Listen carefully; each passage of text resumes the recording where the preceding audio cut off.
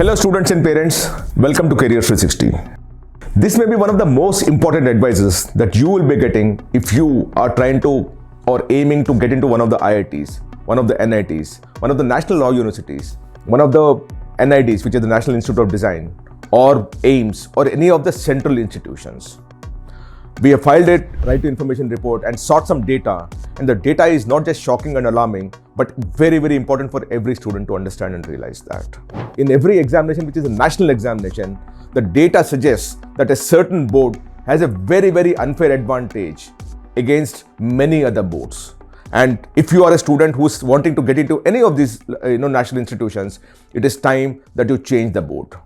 Let me give you some data and tell you what exactly is happening. The total schools in the country are about 14.7 lakhs, of which about 83% are government schools and about 17% are private schools. Now, out of this 14.7 lakh schools, about 28,000 schools are affiliated to CBSE board. And in the CBSE board, the private ownership versus public ownership ratio reverses. In the CBSE schools, about 75% schools are private owned and about 25% schools are government owned, which is largely the Kendriya Vidyalayas, the Jawahar Navodaya Vidyalaya, and so on and so forth.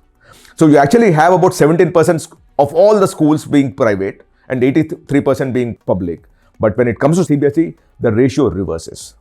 And this is where the disparity and the unfair advantage that students who are studying in CBSE schools happen. Because remember, CBSE schools, one, they're 75% private, and two, it's slightly more expensive, and three, more importantly, they might not be a CBSE school in every single city, town, village that you would be residing in. And because of that, you actually have an access problem and an affordability problem that is coming because of the CBSE schools. So obviously the conversation here is how students are faring in the entrance examinations. And entrance examinations for national institutions are conducted at a central level.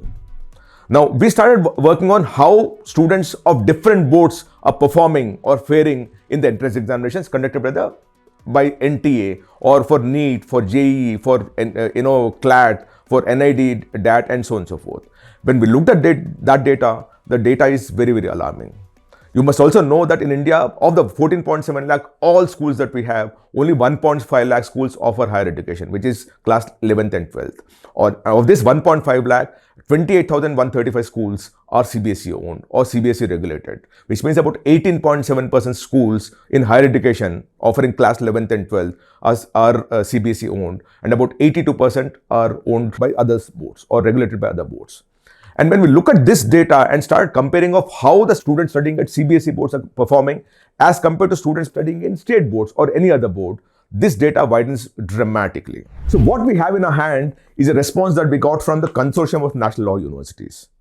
Now, this in a consortium holds the examination for the CLAT, which is the only pathway for you to get into any of the national law universities. Now, here when we looked at this data, I told you earlier that the total number of students who study in CBSE board is about 18.7 or about 19%.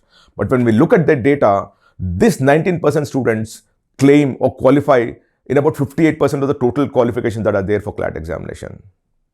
So you actually have about 81% students giving a 42% qualification, and the 19% of the CBSE students are getting about 57 or 58%.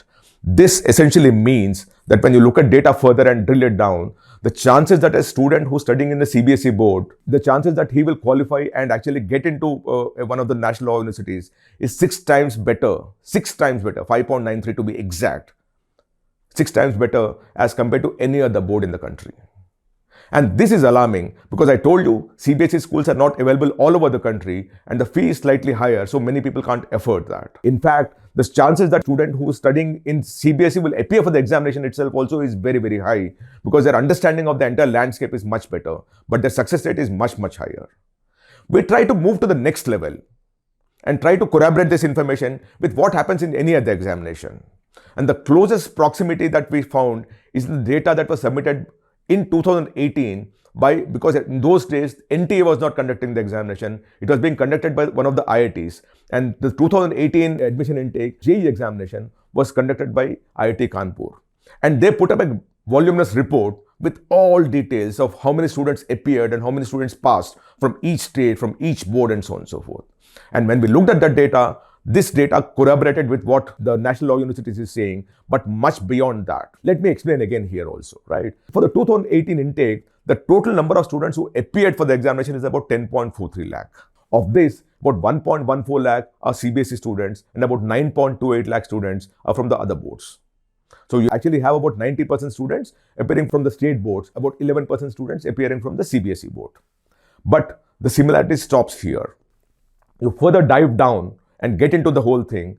Of the total students who qualified, about 63% students were CBSE students. And we are talking of the students who qualified from JEE Main to JEE Advanced. And remember, the number of students who actually appeared is only 11%. So 11% CBSE students laid claim to 63% in terms of qualifications. Does it stop here? No. In 2018 admission intake, the total seats in IITs was 11,961.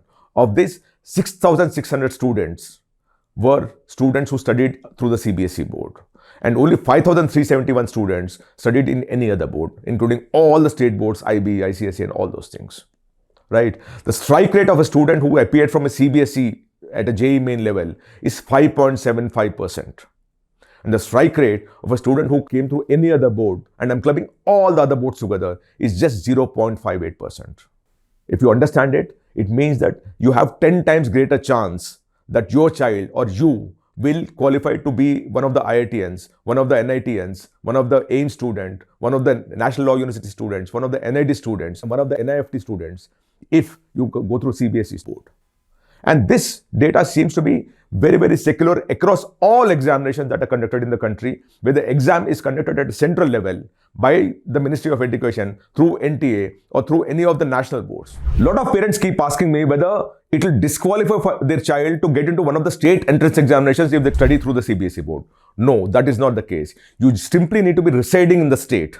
The domicile of your school should be in the state and not the board that you select. And that is the reason why for all these examinations also, the state board students are appearing for the examination, the IB board students are appearing for the examination, the ICSE students are also appearing for the examination. Similarly, the reverse also is true. If you're sitting in a particular state, you can appear for any examination in the state examination as long as the school is domiciled in that thing. So once I solve that problem, why is it that CBSE students actually have a very, very unfair advantage? There are many reasons, but let me give you 4 very, very important reasons. One, the CBSE board curriculum is aligned completely with the competitive examinations. The CBSE's curriculum is designed to focus on conceptual clarity, and more importantly, it's very, very closely aligned with the syllabi of national level entrance examinations like JEE, NEET, CLAT, NID, DAT, and you name any other examination. 2, because the people who are setting the papers are always following the NCERT textbooks, and the CBSE board aligns itself with the NCERT textbooks. And the primary source of the questions that are coming in most of the national examinations is through the NCERT textbooks. Because of that, there is a complete alignment between NCERT and CBSE, which is not the case between NCERT and the state boards. The third thing, the CBSE syllabus is largely multiple choice questions. It dwells a lot more on multiple choice questions, reasoning and problem solving skills, which mimic the pattern of most competitive examinations in the country.